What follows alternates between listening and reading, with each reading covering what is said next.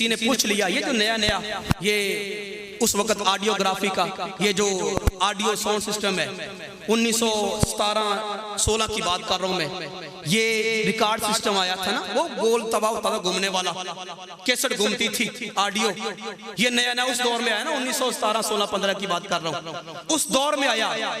लोगों ने इसके ऊपर फिर गाने रिकॉर्ड करवाए, कईयों ने नाते रिकॉर्ड करवाई, कईयों ने कवालियां रिकॉर्ड करवाई, कईयों ने तिलावत रिकॉर्ड करवाई। आप उस दौर में देखते रहे वो सारी चीजें। किसी ने पूछा मसला कि इमाम साहब ये जो रिकॉर्ड है, ये टेप रिकॉर्ड, इसके ऊपर जो तिलावत कुरान पाक पढ़ी जाती है, किसी ने रिकॉर्ड करके छोड़ दी। अब वो रिकॉर्ड शुदा तिलावत, उसमें चूंकि आयाते सईदा भी होती हैं, अब पढ़ने वाला तो आराम के लिए सो रहा है, उसने तो पढ़ के रिकॉर्ड कर दी, अब उसकी आवाज रिकॉर्ड के जरिए लोग सुन रहे हैं। तो आया वो रिकॉर्ड शुदा आवाज को सुनकर सुनने वाले के ऊपर सीधा तिलावत लाज़िम होता है कि नहीं होता? बड़ा दकीक सवाल है। आपके ज़हन में शायद यही आ रहा होगा कि हो जाता है, आज का मुफ्ती यही जवाब देगा, आज का मुजतहिद यही जवाब देगा, हाँ हाँ भी क्यों नहीं, जब आयत सजदा सुनी है तो तिलावत सुनने के बाद सजदा तिलावत फर्ज हो जाता है। लेकिन शाह अहमद रज़ा खां फाज़िल बरेलवी ने यस नो में जवाब नहीं दिया। आपने पूरी किताब लिखी उसके ऊपर, और किताबें तब लिखी जाती हैं जब ज़हन में इतना सारा इल्म होता है, तब किताबें लिखी जाती हैं। पूरी किताब लिखी और फरमाया कि पहले तो ये देखो ना आवाज क्या चीज है, आवाज क्या चीज है, और फिर ये देखो कि ये जो रिकॉर्ड हो के आवाज आ रही है इसका हुक्म क्या है। पहले आपने आवाज के बारे में लिखा। आवाज के ज़िमन में आपने इमाम मुहय्यिद्दीन इब्ने अरबी रहमहुल्लाह ताला अन्हो, आपके तालीमात में से, आपके अक़वाल में से आपने 2 कौल नकल किए। आपने फरमाया कि इब्ने अरबी ये फरमा के गए थे कि आवाज जो है ये भी मेरे खालिक की तख्लीक है। सिर्फ ऐसे नहीं फरमा दिया कि हाँ सजदा तिलावत फर्ज हो जाएगा कि नहीं होगा, फरमाया इब्ने अरबी कह के गए हैं कि आवाज जो होती है ये खालिक की तख्लीक है। पहले इसके ऊपर आपने गुफ्तगू फरमाई कुरान और हदीस की रोशनी से। फिर अगली बात कि वो आवाज जो रिकॉर्ड के जरिए से आ रही है, सुन के सजदा तिलावत फर्ज होता है कि नहीं होता।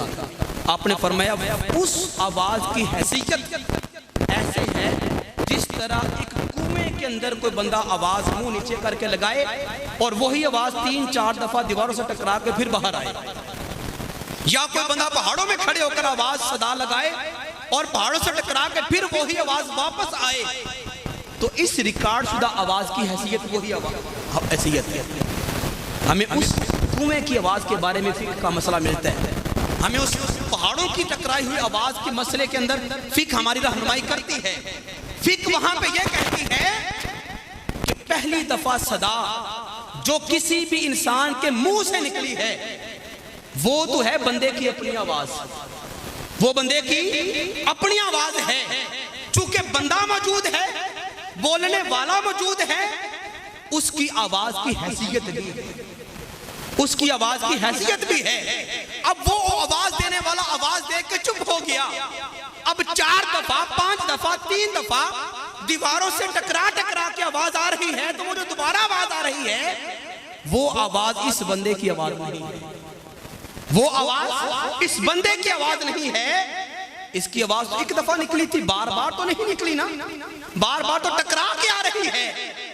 तो कहा ये जो रिकॉर्ड में कुरान पाक की तिलावत हम महफूज कर लेते हैं, चूंकि बंदा तो बोल के चुप कर गया, उसने तो तिलावत भर दी, अब जो बार बार हम रिकॉर्ड सुनते हैं ये उस बंदे की आवाज नहीं है, ये आवाज उस आवाज से मुशाबत रखती है जो कुएं से या पहाड़ों से टकरा के आए, लिहाजा ये आवाज सुन लेने के बाद सजदा तिलावत फर्ज से नहीं होता। समझ आ गई ना बात? यही मसला आपने इसकी वजाहत में मजीद फरमाया। आज के लोगों के लिए भी क्या लोग इसको पर अमल कर रहे हैं? कोई ना कोई शिक निकाल लेते हैं आज के उलमा। आपने फरमाया ये जो नमाज के अंदर स्पीकर लगाया जाता है, हेडफोन, ताकि पिछलों को आवाज पहुंच जाए, जमात की, कुरान की आवाज की, किरातों की, रात की, वो सजदों की, फरमाया ये आवाज भी वही हुक्म रखती है। चूंकि इमाम तो आगे पढ़ रहे, उसकी आवाज तो 4 बंदों तक महदूद है, 4 बंदों तक, 4 सफ़ों तक महदूद है।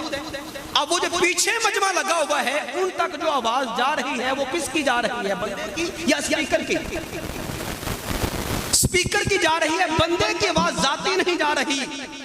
तो जब बंदे की आवाज जाती तौर पे नहीं जा रही तो उन बंदों का ये बंदा इमाम कैसे बना?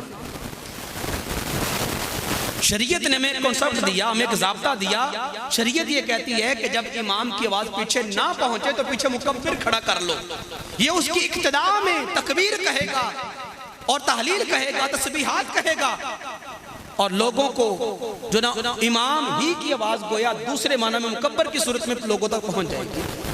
अब जो स्पीकर लगाया जाता है तो आला हज़रत फरमाते हैं कि ये इमाम की आवाज नहीं है, ये स्पीकर की आवाज है। तो इस सूरत में कहते हैं नमाज नहीं होती। ये पुराने उलमा कराम इसी को जोर दिया करते थे। अगर आपका ज़हन मेरे साथ साथ दे रहा है तो बड़े उलमा, पुराने उलमा कराम इस बात को जोर दिया करते थे कि स्पीकर के अंदर नमाज ना पढ़ाया करो, क्योंकि ये इमाम की आवाज नहीं होती, ये स्पीकर की वजह से आवाज है जो टकरा के बाहर जा रही है। तो ये मेरे आला हज़रत का इल्मी में आ रहा है। आप हर फतवे